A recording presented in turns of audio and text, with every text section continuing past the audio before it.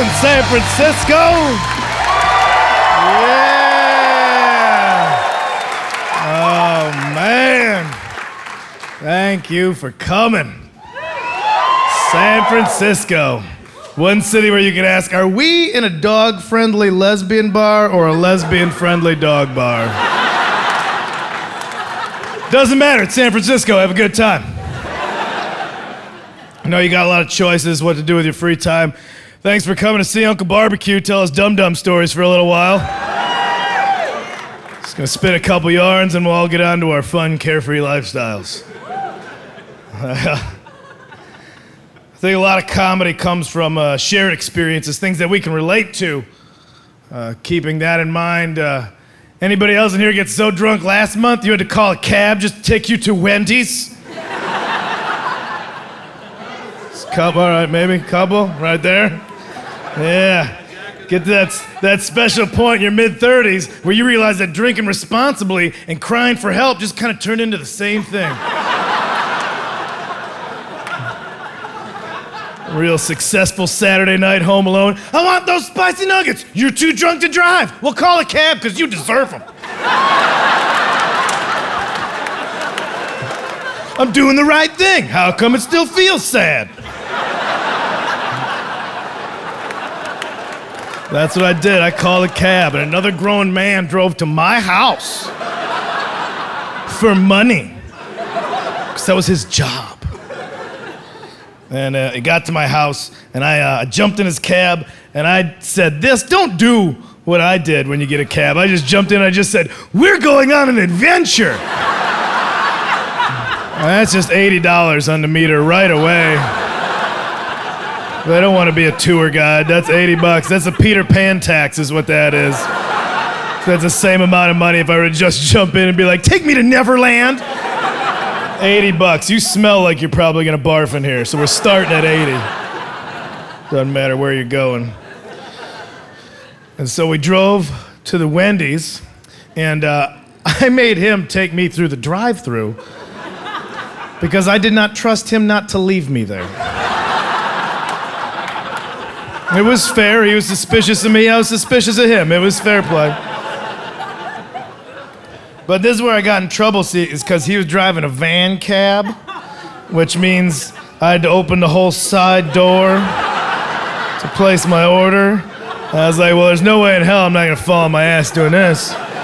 So I had one hand wrapped up in the seatbelt and was just kind of hanging out the side like a helicopter machine gunner. I was just kind of hanging out. I realized, like, oh, this is how they do the high-speed ransom exchanges and the action movies I love so much. I'm gonna Bruce Willis the shit out of this. So I wasn't even at the window. I was just hanging out. I was like, you throw me the nuggets, I'll throw you the cash. And the lady working there, she threw me the little bag. She's got to cut loose. She's working late at a Wendy's. Have some fun with your life. Have some fun with it. So I got the stuff. I'm yelling at the getaway driver. At this point, it's the getaway driver. It's like, I got the package, step on it, go! But he's not in it. He's like, I cannot go with the doors open. I cannot drive with the doors open. But it's illegal. It's an illegal thing for me to do with the door open. I'm like, but we're doing a whole thing right now. Where's your imagination?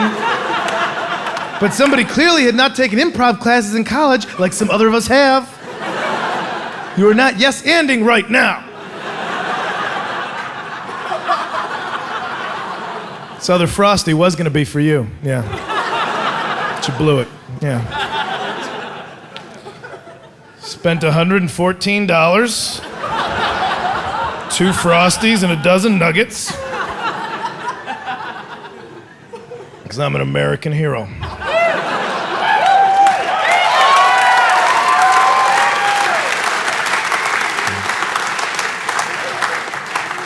Right now they're losing their shit because I spilled on my shirt, and there's somebody like, it's not gonna match! It's not gonna match! What do we do? It's not gonna match! Why didn't you buy 2 shirts, Kyle? Barely need this one.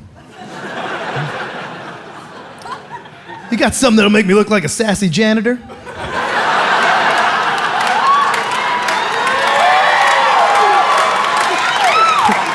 That's my fashion sense is just the wise high school janitor. Oh, I think I know a thing or two about love, young man.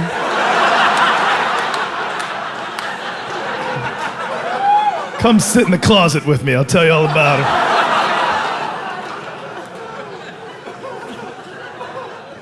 Fuck it, we're going for it. I shouldn't even be alive. I know. You look at my life on paper, you're like, this is an obituary. This guy's... You're like, you should cherish life. Every day is a gift. Yeah, keep the receipt on some of those. I'll return some of those for store credit. I don't, like at least 3 times a week, I will microwave food, grab it with my hands, think, oh, this is burning my flesh, and then immediately think, well, then quick, put it in your mouth. That's not a blueprint for survival. That's not how you stick around. I eat garbage. I eat the same way Doc Brown fuels the DeLorean at the end of Back to the Future. Did somebody hit a trash can with a time machine? Well, I'm making lunch. What are you talking about? What? Vitamins? Where we're going, we don't need vitamins.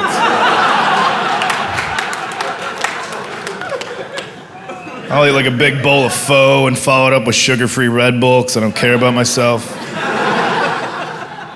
For those of you, if you don't know what pho is, it's a Vietnamese soup that answers the question, what happens when a former child soldier pours hot rainwater over fish nightmares? It's delicious and I can't stop eating it. That's what happens. That's what happens. And for those of you that know what it is, you think I'm saying it wrong. It's spelled P-H-O, and people are like, it's pronounced pho, and they get all upset. It's pronounced pho. I don't care. I'm already eating it. What more do you want from me? I'm guaranteeing there's nobody in Saigon right now going, it's pronounced meatball sandwich. Don't be culturally insensitive.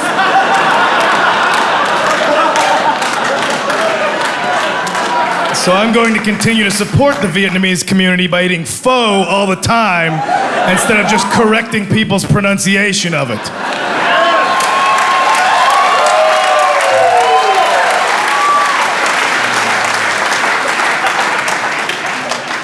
You think about that when you crash your fixed gear bicycle on the way home.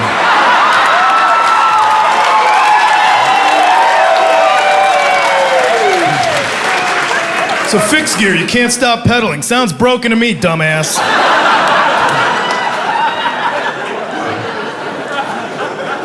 I rally against hipsters. I shouldn't. If you're a hip, that's fine. Be a hipster. It's okay. You're 22. You're supposed to be an asshole. Just don't get so embedded in it that you become like hipster Serpico, that you don't know that all of a sudden you're 26, you got like a Golden Girls neck tattoo, and you're on a unicycle. And somebody's like, what do you really like? You're like, I don't even know anymore. You know, don't become so entrenched that you forgot that you're a human being in 2012.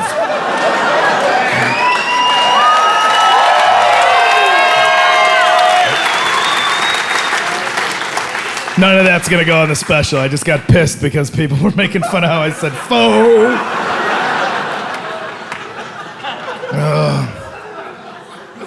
Learned that optimism and stupidity are 2 sides of the same coin. Learned that one trying to change my pants without taking my shoes off. Too many mornings go like that. Just make the ballerina toes, Kyle. Make the ballerina toes. You're gonna shave a good 30 seconds off your getting ready time. Make the ballerina toes. Didn't work, cramped up. Spent 20 minutes jammed up in a pair of jeans. You're wearing slip-ons, stupid. You could have figured this one out. I'll double-check scratch-off tickets I find on the sidewalk. So I think anybody that plays scratch-off tickets is stupid. Stupid enough to discard a winning ticket. You fools are throwing your money away. Ooh, hold on, what's here? Free ticket, that's like a $1 gift certificate for hope. I figured out for a while there, then I was delivered an unsliced pizza.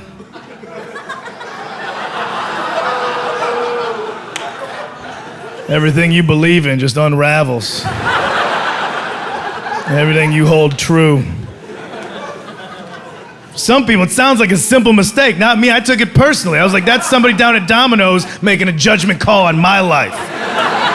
That's somebody seeing my name come up on one too many tickets and finally just being like, listen, man, we know that you're probably gonna eat this by yourself. More than likely all in one sitting, too, so.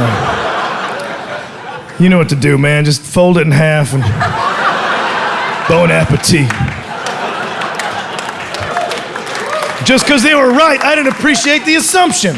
You don't know me, Domino's. Plump. This giant taco tastes like Italy.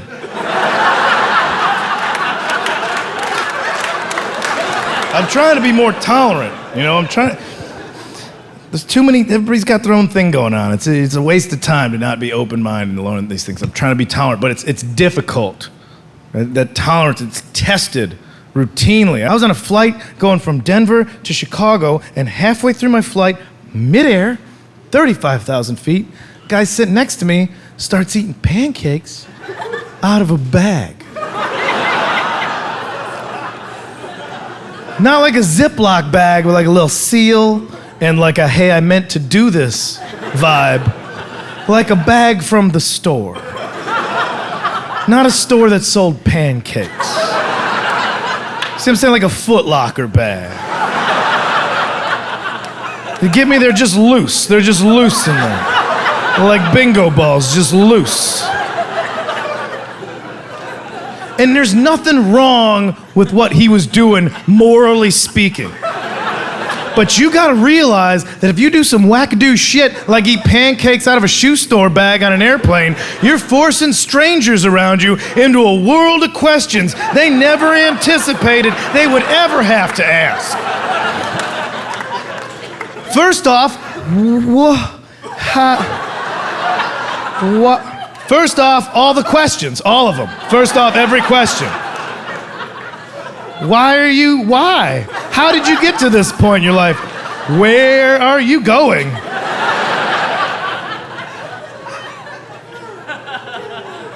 Because, that's not, how do you wind up, if you're on an airplane, you're on there with purpose. You're fighting gravity to travel through the sky to land on another part of the Earth's crust. Nobody's like waking up casually like Amelia Earhart, like, I think I'll take to the skies today. You have purpose. You have reason to fight nature, to go somewhere else. How do you have that purpose in your life, but still do it with hastily packed hobo snacks in your midst?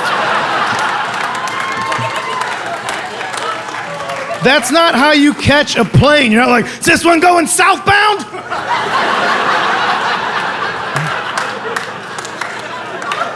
Haven't seen Grapefruit Joe in a while.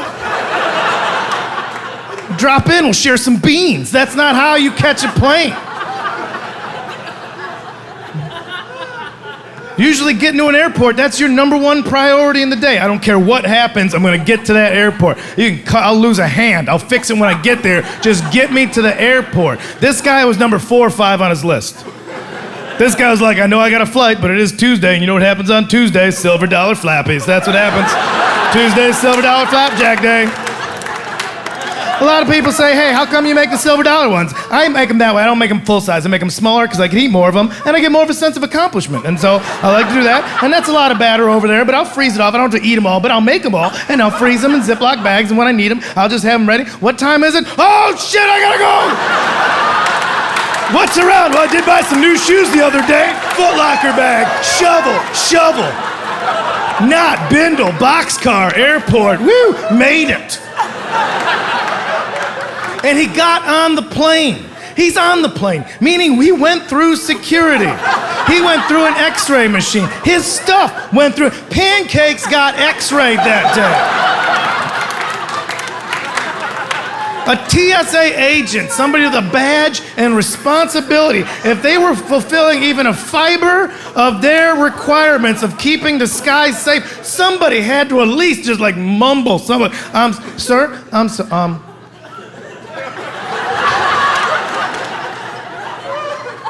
is this a bag of pancakes? It is. Oh, yeah.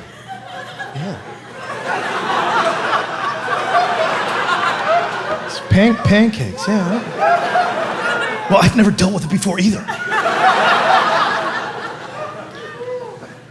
I'm gonna say go ahead. I don't know. We might get an earful for this, but right now, bon voyage. That's what I'm gonna say. And when you eat pancakes out of a bag in a semi-public place, there are rules. First off, let people know what you're getting into. Make a little announcement. Hey everybody, I got a bag of pancakes over here. Don't get freaked out. Offer them around. You don't have to go front and back, just same row. Don't worry, nobody's taking any. It's just a gesture. See, they are in fact pancakes. Would you care for some? No? I understand.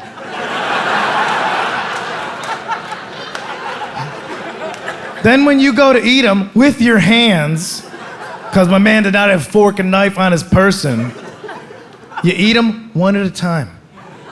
Driver's ed style, 10 and 2. You take a little nibble out of 12, and you hold in your lap till you're ready for another bite. You follow those rules, go crazy. Hell, I like your style. Way to usurp inflated airport pricing. No, I got my own. Good move. This fucking guy. He starts off, he's just rustling around under there. He's just rustling. You can't rustle on an airplane this day. It's suspicious. He's rustling, he's kicking up odors. Now we got people, is that breakfast? I smell breakfast. You're not supposed to smell food on a domestic flight. All it takes is one paranoid weirdo to be like, I think hydraulic fluid smells like breakfast, we're going down. Now we're all in a panic, because you don't know what hydraulic fluid smells like. Gets the bag out, rips it open with a confidence, like, yeah, I'm eating all these bitches. Rips it open, starts rooting around in there, doing this cotton candy thing. Rooting around, but he's not looking in the bag. He's looking up and off into the distance with this look of glazed determination on his face. The kind of look you only see on the faces of people that are neck deep in swamp water because they're gonna catch a catfish with their bare hands. You know, just like, come on, get him! Pulls his hand out. He's got 2 or 3 just in a grip, in a fist. He's not going discreet under the chin. He's not going like, hey, I'm sorry for this, under the chin. He's going over the top, just like 93 Jordan layup style, just dropping them in, then looking around with an attitude after each bite. Like, snack time, motherfuckers. Boom. Jealous much? Are you shitting me? I'm a Delta Gold member. I gotta sit next to this. No syrup? You go straight to hell. Because I don't know where you get syrup in a situation like this. Probably another bag, seeing as how this dude operates. But even then, unwritten rules of decent society state you open up that bag of syrup, you pour it into your original bag of pancakes, and you tie it off nice and tight and shake it around for even coverage. Because you might be making a bit of a mess, but at least people are like, well, he's not gonna eat him dry like a psychopath.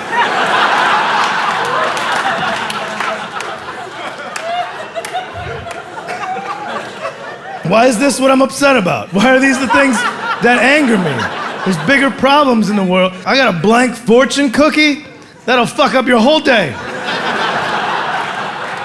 You don't know what it means. Somebody with common sense would just be like, oh, maybe the paper wasn't aligned right. It did. Not me. I'm like, that's Confucius himself weighing in. That's Confucius. His advice is, I got nothing for you, man. You are on your own. Or maybe this is some Jason Bourne type stuff. Maybe this is how they let the super spies know they're activated. I don't know, I watched too many movies. I crack that open, I'm like, oh, I must be activated, I'm a super spy. That means I know all kinds of martial arts and foreign languages. So I start yelling in what I assume to be Mandarin. It seems appropriate given my surroundings. Becomes very apparent right away, all I know is remedial Spanish. Which at least they understand it because I'm having this outburst at a Panda Express in East LA. Some guy behind the counter like, what's wrong with the white boy? Why does he keep yelling about where the library is? Meanwhile, I'm just making a mess like, "Don't install the biblioteca, Krav Maga!" Bang, kicking over lunches.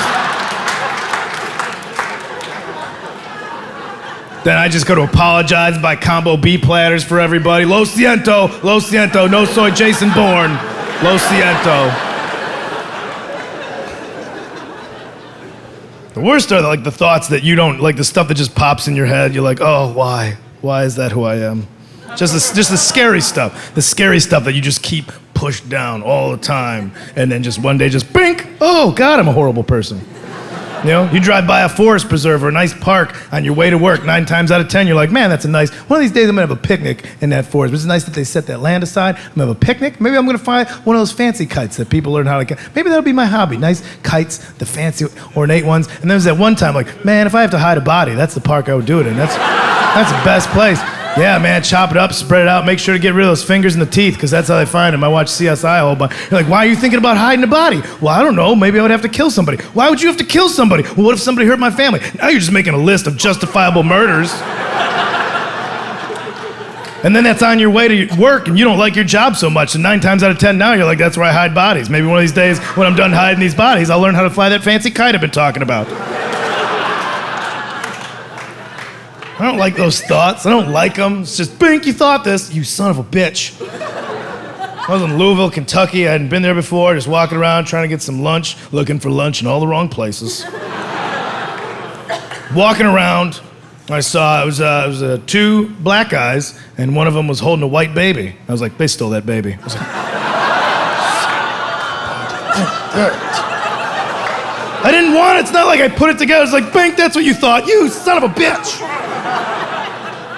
And the irony was, I was on my phone trying to find out if a particular sandwich chain had donated to anti-gay charities, because I'm like, I cannot support that. That is hatred, and I will not eat there. I'll make my own sandwich. I'll go buy bread and meat if I have to, but I will not support that kind of hatred. Those guys stole that baby. But I will not go eat at this place. I didn't even think that maybe they were gay, because one of them was smoking. I was like, gay dads don't smoke. That's not even a thing. That's what I made up after the other thing that popped in there. How are you gonna justify thinking that the 2 black guys stole the white baby? Why aren't they just gay guys? Well, one of them smoking. Gay dads don't smoke. Stop making up stereotypes.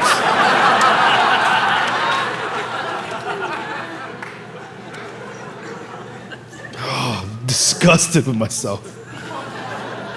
Went to Seoul, South Korea last year, but never been to Asia, just taking all this an amazing city, and I'm just walking around, bright sunny day, walking around the market, and I just was out in the sunshine, and I'm the only one wearing sunglasses. I'm like, how come I'm the only one wearing sunglasses? I'm like, oh, they don't need them, because their eyes are already, oh, don't even finish it. Oh, why is that what's in here?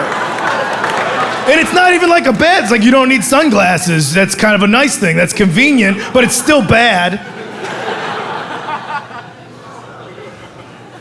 I'm not any happier about this than you guys are, all right? I'm upset with myself.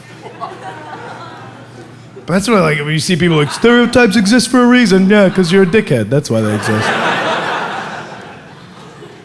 That's great. Asians are bad drivers. Pfft, go to Asia. Asians are amazing drivers. They're just punk rock about it. They just don't give a shit about the rules when they come over here. It's in a traffic circle with 9,000 people in Seoul, South Korea. No lines, no lights, just whirring. Saw a guy on a scooter with 19 chickens on the back, cut off a bus. He didn't lose the ash off his cigarette. That guy comes over here, you're like, you're not using your signal. He's like, screw you. I've driven over bombed out bridges. I can handle a merge. But redefine that. If you're Asian, put NASCAR bumper stickers all over the back of your car. And just blow some hillbilly's mind that wants to believe, like, of course he's a crummy driver, he's an Asian. Oh, hold on a second here, what? Wait, no, this guy's clearly a fan of the sport. No, I think this guy knows exactly what he's doing. This is some kind of new drafting technique. We gotta watch this guy. Call up Dale, tell him the Asians are on him now. No, there's a stereotype that black people like to talk in movie theaters. There's a stereotype that white people are uptight. Kind of proved that one when I said that thing about black people, nobody knew if they could laugh at it. If you're black and you're here, please do this. Sit next to the most uptight white person you can find in the movie theater. Not tough to do. So like single guys at the movies, oh, the worst. See those guys? We're like, no, you sit 2 down, you sit 3 down. No, gay buffer, gay buffer. Yeah. Good thing you did that, because I was totally waiting for Transformers 3 to fuck you. Now I can't, because of the seats. Now I can't blow you during Transformers 3 because of your elaborate scheme. Sit right next to that dude and watch him already like, there's plenty, I put the seats here for a reason. And then say something during the movie, but say something that's gonna blow the white dude's mind. That's how you twist it. You wait till like the action gets right at the pinnacle, and you just blurt something like, "This reminds me of Woody Allen's earlier work," and then just like,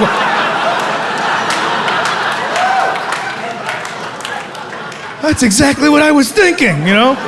Really let him have it. This lighting is reminiscent of Kurosawa's. Can we go to the movies all the time?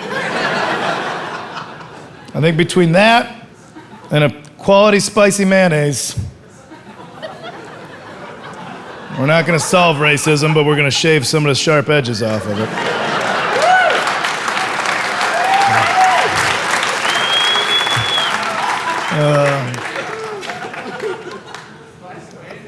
Spicy mayonnaise. You're the same idiot upset about pho.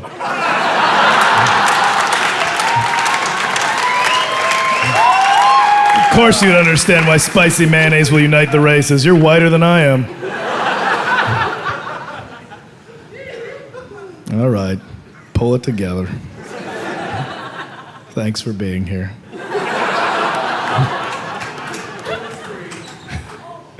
What did you say? Oh, your friends even shut you up there.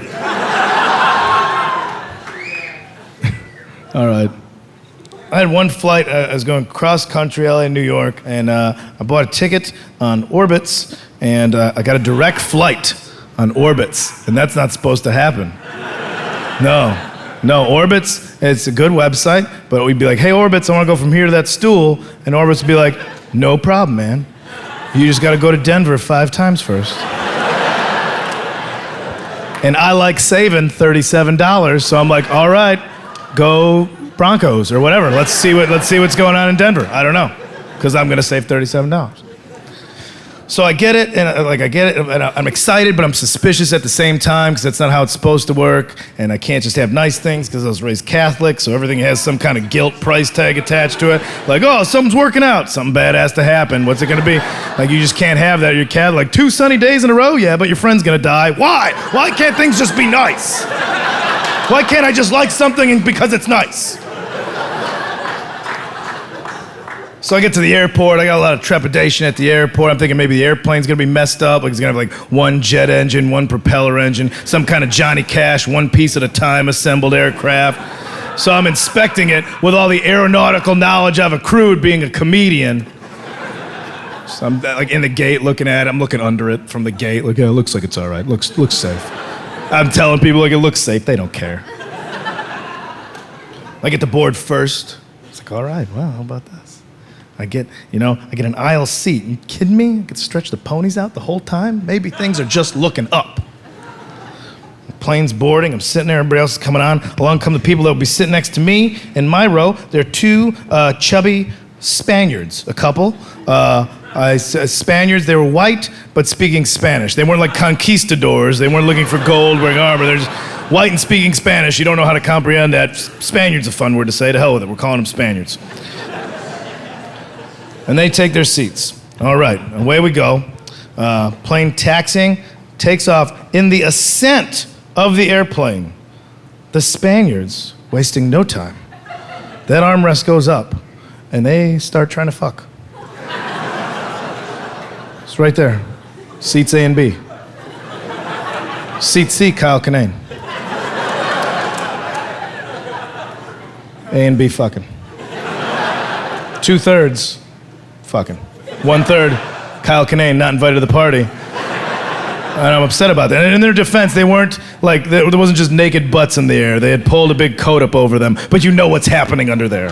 There's movements, they're not playing cards under there, all right? It's not like I'm just gonna hear Uno, that's not how it works.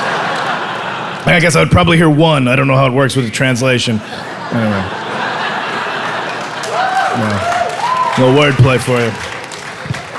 But so I'm upset right away. I'm like, no, this is unacceptable, and I do not like this, and I'm upset. And I see my flight attendant. She's still strapped, but we're taking off. We're not even in a place where the flight attendant can even walk around. And I'm like, I've got my speech prepared for her. I'm like, when we get up there and you get over here, because this is not appropriate behavior for air travel. But what's she gonna say? I know exactly. She's gonna come over and be like, did you get your ticket on Orbitz? And be like, oh, son of a bitch. $37 of savings right there. $37. And so I gotta sit there and deal with my emotions. I'm forced to deal with this situation. Why am I upset about this? I started to get a little bit easier with it because I got flattered for a second, because that's premeditated behavior. You know that you're gonna do that. You don't just like start on a plane, like taking off, like you feel like having a screw? All right, good, here we go. You're at least at the gate making the eyes, like you know. We go up and then we get down. So that means they walk down the plane with that knowledge already, meaning they had to go by me and put a judgment on me. They had to walk by and silently be like, I bet he's cool with it. So that got me, that flattered me. I'm like, I'm a cool guy, I am a cool guy. I don't want you to think I'm not a cool guy. I don't know, maybe they got a bucket list, number 97, screw on a cross-country flight. I don't know. But I just realized that I'm not on this earth to be a goalie. I'm not here to stop somebody from accomplishing their goals. If you're not hurting anybody, I'm here to either assist or get out of the way. That's really all it is. That's really how it should be.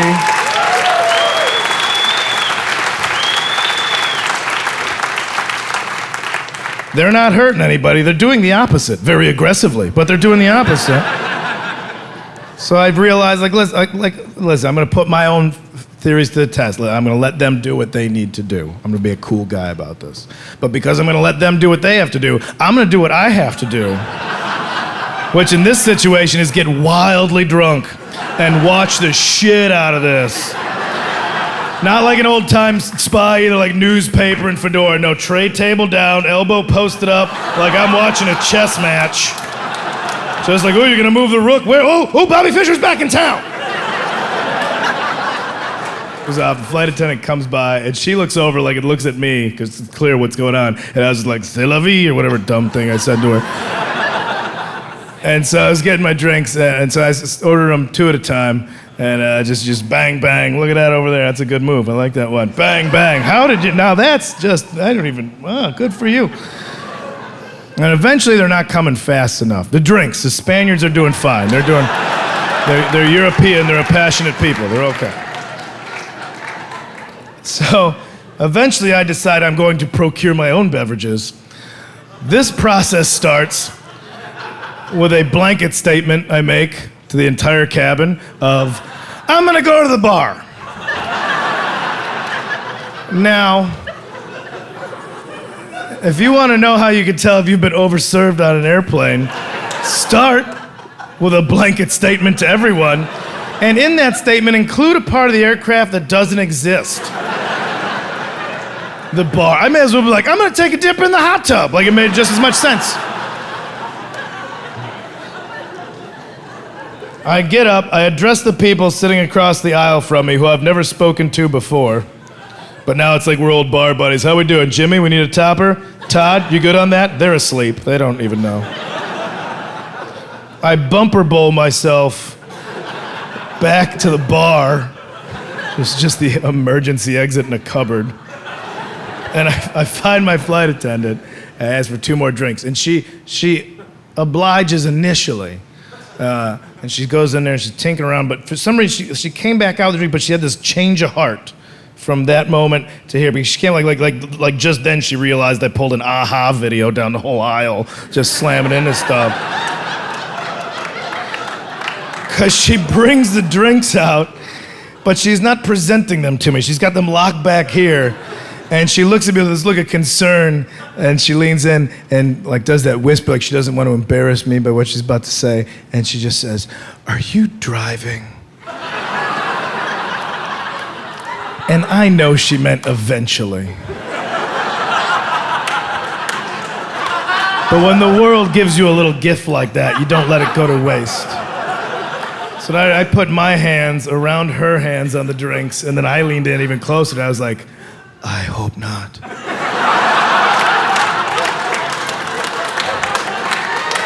I think we might be on an airplane. And it was a little one of these, like, who's joking around with who? Yeah. And then I got him, and I was like, yeah, wink, point, keep it cool, hot stuff, whatever I said. And I get back to my seat with my little trophies there, and the Spaniards, they're sitting there, like I don't know if they got busted or if they finished or what, but they think they were like smooth about it. They have no idea that the trois and the menage a trois we're having's coming back, third spoke's rolling by. So they just see this coming up with 2 drinks sloshing around, going, what? You don't dismount when the coach isn't around? And slam the drinks down like goddamn orbits, and they don't know what I mean by that. They think I'm just cursing the movement of celestial bodies.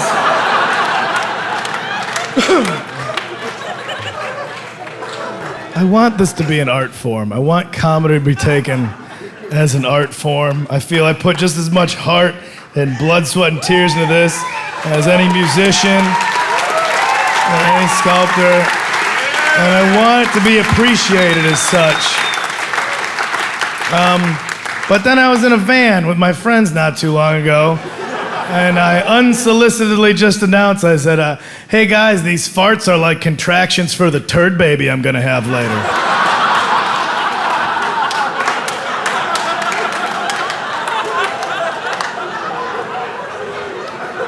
And that's why I'm not an artist.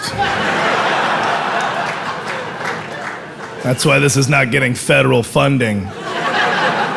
There's not going to be a grant to perform this in the city center for the citizens.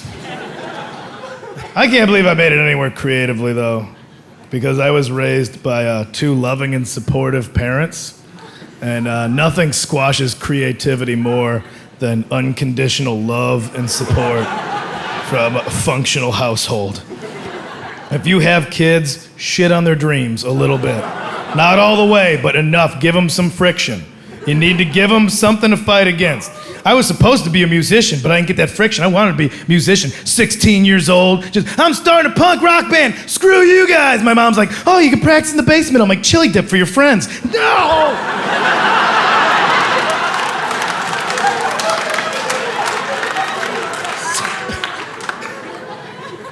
So we practiced in the basement. Remember, this song's gonna take down the whole Bush regime. Bass player was like, is your mom making that really good chili dip? God damn it, Greg! Would you focus on the anarchy at hand? We only got till 11 till we gotta shut it down. Anarchy closes at 11 in the suburbs. I'm from the suburbs. I think there's some credit due to anybody that made it out of the suburbs, because that's a creeping oppression that you don't realize. It's not a glaring, clear oppression. I mean, you grow up in the inner city and that's bullets whizzing over your head. You're like, I'm just gonna join a gang and deal drugs, and I'm gonna get shot right in front of my mama's house. And that's how life is in the streets. But there's one guy like, no, I'm gonna be a playwright, and I'm gonna take this story to Broadway, and I'm gonna make it, I'm gonna get out of here. And you grow up in the countryside and you just till the fields, sun up till sundown. And then when you die, they just take your body and they put it right in the field because it's fertilizer, makes the corn grow higher. So you're just like, fuck it, I'm gonna be a dancer. And you move to the big city and you make it as a dancer. But you grow up in the suburbs and it's just like, well, we can drive around smoking pot, talk about that philosophy class that we took at community college. And, you know, if you keep ordering stuff at Denny's, they can't kick you out. So as long as we get like coffee, we get like coffees or French fries, we could just hang out there until like, holy shit, I'm 35. You know, you don't realize that's right there.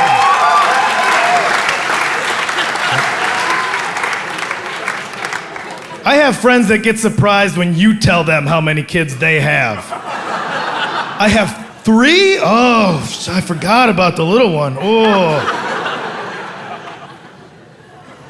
I'm 35 now. I'm 35, I just got my own place. Took a while.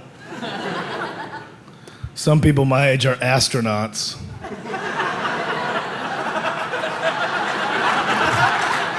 I'm just excited that I get to pee with the door open. Which is what I did at my old place. It just made my roommate sad. Like, you're 35. You think you can close the door? I'm like, you're 40 and living with a guy that pees with the door open. Maybe you need to get your life together. Judge not, lest how the rest of that goes.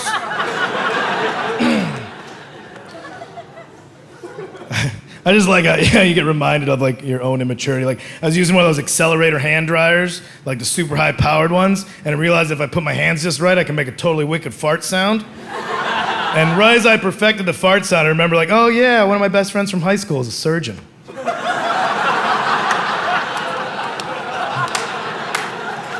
But then I was just like, that's too bad. He's got no time to make wicked fart sounds with his hand dryer.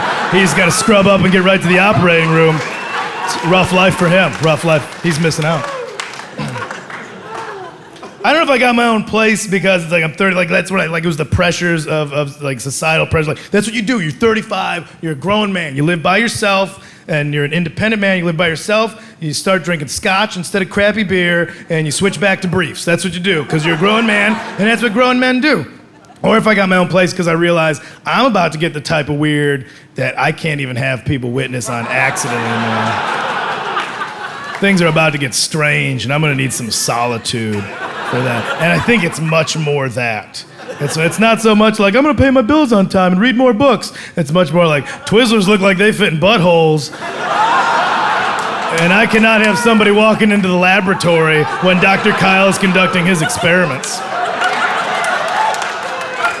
It's a corkscrew shape. Lick 'em and stick 'em, fellas. Find out about your bodies. It's 2012. It's not gay. It's about loving yourself. It's okay. A lot of people think Henry David Thoreau went into the woods, civil disobedience, self-reliance. Nope, Twizzlers and buttholes. T and the B, that's what he needed. You read Walden real close. T and the B.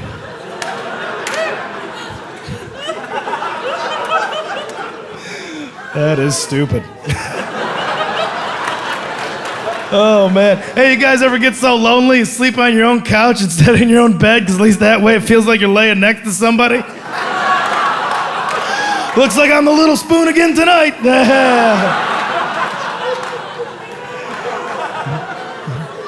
Maybe throw an ex-girlfriend's old t-shirt on a pillow. Not for humping, just for cuddling. Nobody's weird here.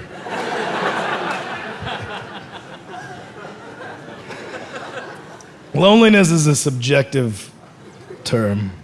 You know, it's different for everybody. Man, you're a castaway on an island. There's nobody around. That's lonely.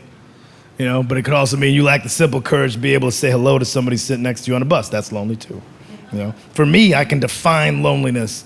I can just hone it in as the very moment that I realized that I had forgotten I was masturbating at a motel in Green Bay, Wisconsin. That's it. That's the point. That's what I remember. Because that's what happens. I'm a comedian. My dream came true. A lot of my dream is just me in a hotel room treating myself like an animal. Just, it's not even sexual anymore. It's just like an aggressive shooing away of a nuisance at this point. So like, come on, get out of here. It's like I'm taking a broom to get raccoons off the porch. Like, come on, just, yeah, come on, yeah. Like, I understand now why a dog can hump something but still look right at you. Like, I understand that when you see a dog, it's like, what, this feels good and you're my buddy. Why? You're the one making it weird. What? It was. I was just like in the shower and there was a boner. I was like, well, roll up your sleeves. You know, it's like shoveling snow at this point. You know what we do. Something you got to do. Just dead-eyed staring at a wall. And I realized that on the shelf there, I bought the little size of shampoos. I bought dandruff shampoo on accident. And I saw that. And I was like, I don't have dandruff. And I remember that's like the old Head and Shoulders jingle. Because I was like, I don't have dandruff. And then out loud, I just went, exactly. And I had a little chuckle. I had a little chuckle to myself.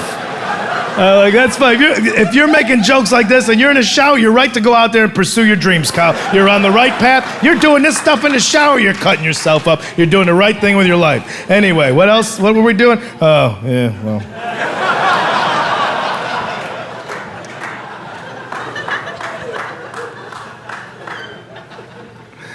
Oh, man.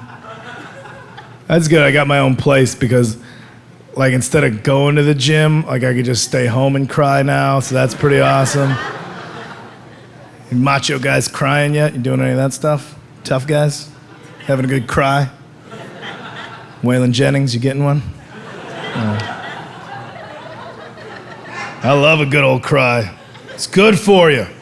Do what you gotta do. Allow that. It's not good to keep that stuff, but do what you do. Pull the drapes, put on DVD of How to Train Your Dragon, let it out. Let it out.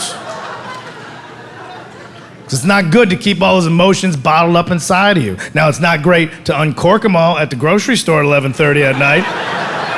But once you've allowed yourself these triggers, you don't know when that magical Linda Ronstadt song is gonna play and you're just in the frozen food section. Like, we're doing this here? We're doing this here, okay. Woo-hoo-hoo. All right, wow. Oh, Stouffer's frozen dinner for two. Looks like I'm gonna have leftovers on that one. Yeah, she is gone, all right.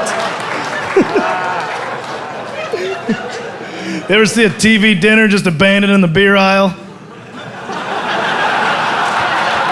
Yeah. That's me, I did that. That's my street art.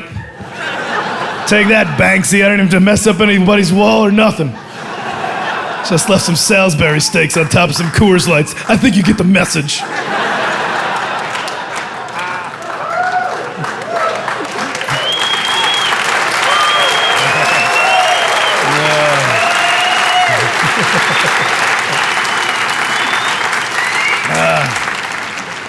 I'm very fortunate. I'm lucky I'm a comedian, because otherwise my life would just be a series of undocumented low points. I don't know how you guys do it. Hats off to you, really. I mean, fighting the good fight out there.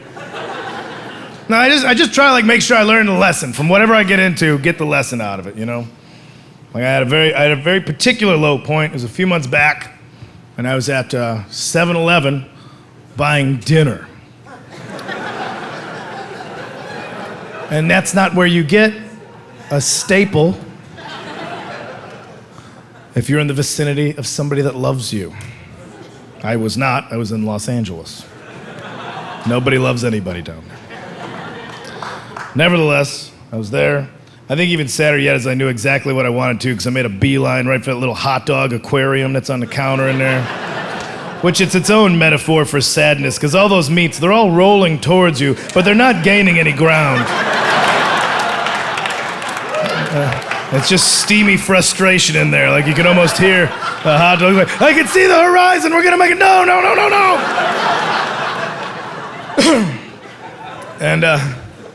And amongst all the tumbling, sweaty meats, there was one lone cheeseburger bite left in there.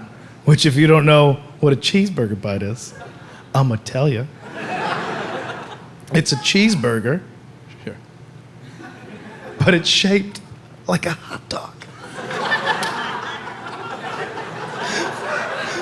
Because 7-Eleven's whole ad campaign right now, I think, is just, fuck it.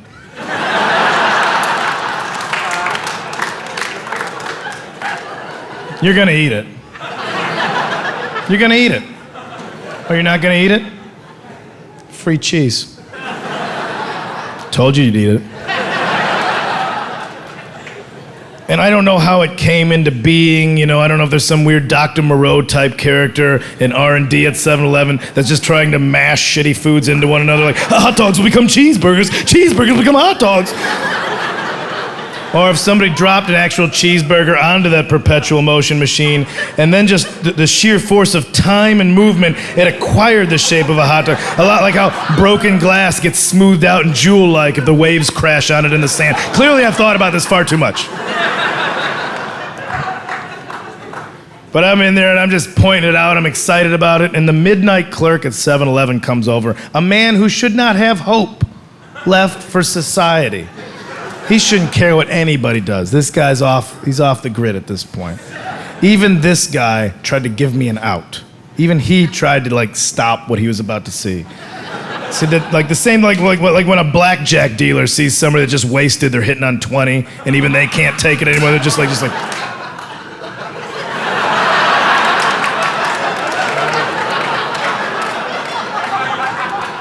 He gave me one of those. He came over, but he put the question on me. He let it be my choice. He just came over, he's like, what are you doing? Look at what you're doing. What are you doing? And I didn't even look up from the plastic. I was just like, I'm a gambler! And he didn't even realize what that meant. But that's where his face just dropped. He didn't even use tongs, just grabbed it with his hands. Bun, here you go. I didn't eat it as much as I made it disappear like a David Blaine illusion. They came at me, it was like, crumbs, magic hands! Like one fell swoop. Meow, debit card, $1.89. Shump, shump, Chase rewards points. And I had to get out to the sidewalk before I realized what, like, everything that just happened. Like, I just ate the same dinner as a homeless person, but I didn't even savor it. I didn't even appreciate it. And that was a low point. That was a Tuesday. And then Wednesday, I got a DUI and I went to jail. For the more poetic of you out there, Whiskey Icarus finally flew a little too close to the sun.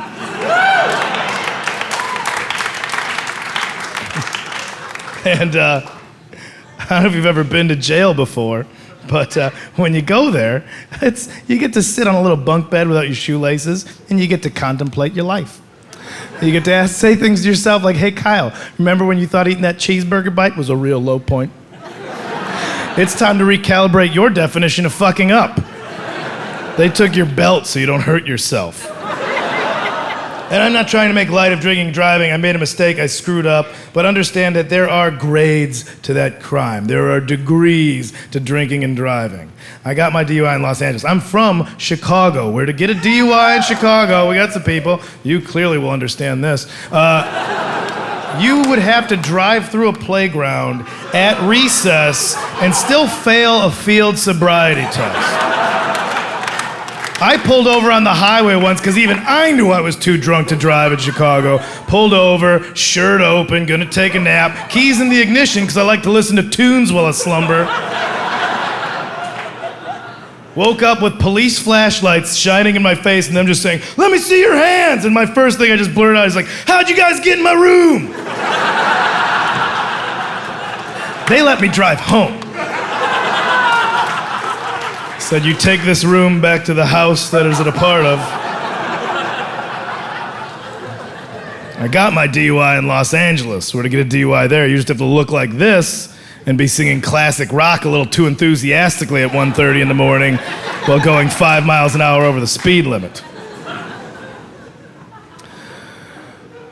But I learned my lesson, don't drink and drive. Also learned my lesson, don't get your lawyer based off of Yelp reviews. So I go, well, Daryl from Burbank gave him 4 stars, how bad could it be? Daryl also reviewed the coffee at a Jiffy Lube. Also 4 stars. He doesn't want to praise too much, but he wants to be encouraging. I like his style. Ugh. I think I'm just going to start believing in God again. Why not? Not out of any kind of like repent or anything. Like I'm just bored. It's just a more fun place if you're agnostic. Like, just leave the maybe there, you know? It's just more fun. Like, why do trees grow so tall? Maybe it's God. Is that a guy following us with a knife? Maybe it's a chupacabra. You know, it's just, it's the world's a more whimsical place if you get into that. I want to believe in ghosts. Like, that's why I get maid service. I like to pretend it's a real courteous poltergeist. Spirits are real! And they made the bed. That was real nice of them. I believe in Bigfoot. I think Bigfoot's real, but I think his whole thing is that he fucks you while you're camping. And that's why the true story never came out. You're just camping, your tent opens up, and you're like, oh man, it's Bigfoot! And he's just like, shh. Nobody's gonna believe you, bro.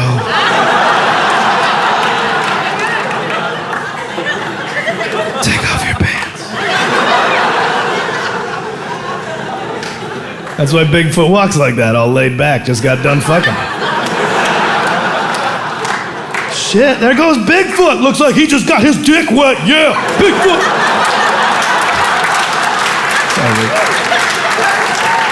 It's the dumbest joke I've ever written.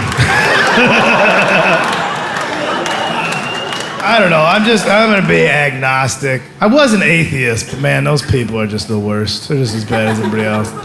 Atheism is just like, it's dangerous when you're a teenager. It's interesting in college, and after that, you're just a drip that ruins parties by starting everything with, you seem like an intelligent person.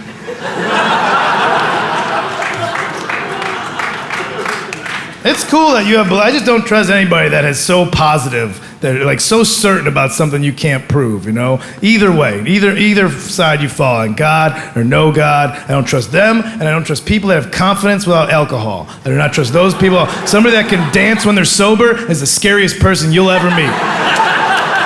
Those should be the first people in line for murder suspects. If you're just at a wedding, you see somebody getting really loose, like, man, how many have you had? Not a drop since 97. Don't like losing control of myself. You get out of here, baby eater.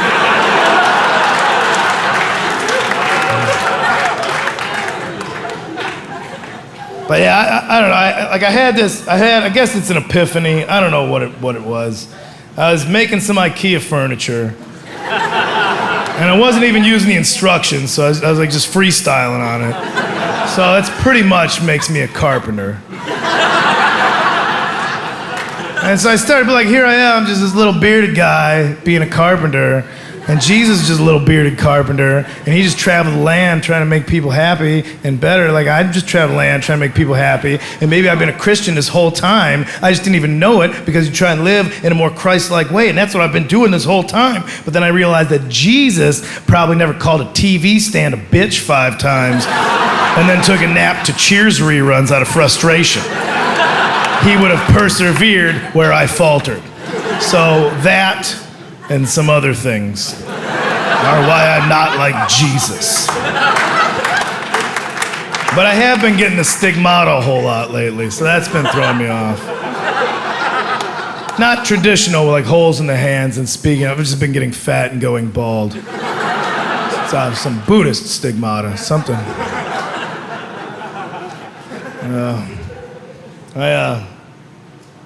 I watched this documentary, you guys probably know it up here, called The Bridge.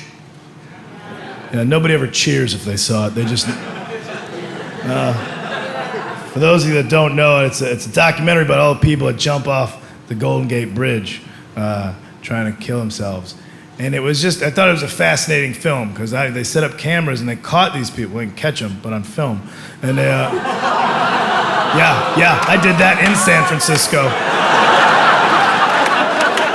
I understand the why. I understand if you want to take an early exit. Like, if you get to that point in your life, you're like, I'm just gonna go to work for the next 40 years. I don't like this today. 40 years of this. And right when you kind of get your mind around, like, maybe it'll be okay. Maybe a coworker pops by, like, don't forget, there's karaoke every Tuesday. And you're like, I'm taking off. No way. So I understand why. I just never understood the how. Because they show these people, it's always the same kind of person, just kind of disheveled, dirty sweatpants, shuffling up the edge, a little bit of hemming and hawing, and then just over the side. Just like not even one of them wore a cape or anything.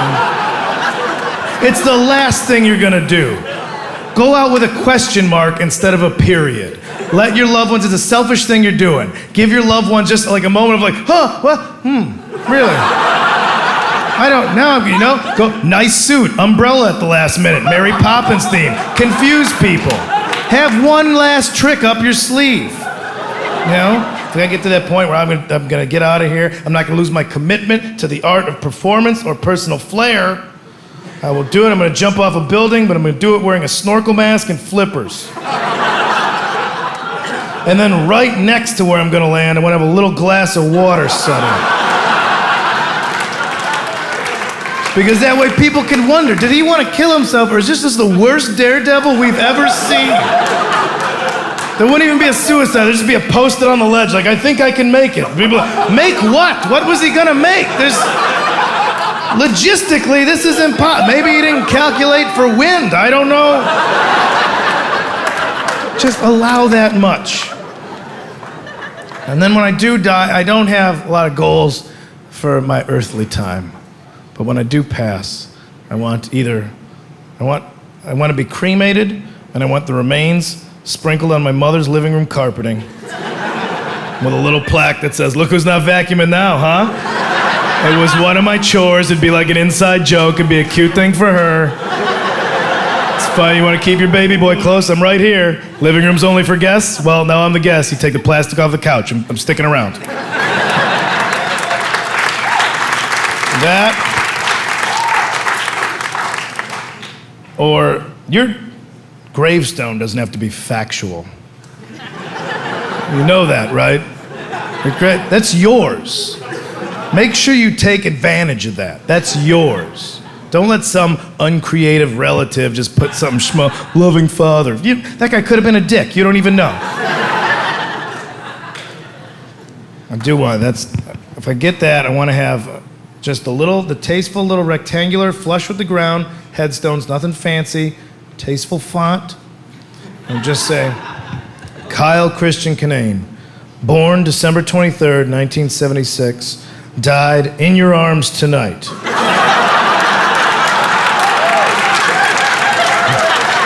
Quotes must have been something you said. Because listen, that's not a great joke, all right? But it's the best one you're gonna read in a cemetery. And where more do you need a laugh in this world?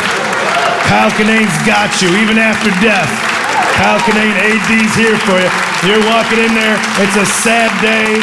Maybe you just see that, like, right there, peripheral vision, walking in, and you just, Look at this. You see this? It's 80s lyrics. This guy. It's a son that died in your arms tonight. This guy. Come here and look. She's not going anywhere. Come here and look at this. Oh my God, that's funny. That is all. I liked it. No flowers. That's a. I'm sorry. You don't get these today. You earned those today, buddy. That is a funny joke. Guys, thank you so much.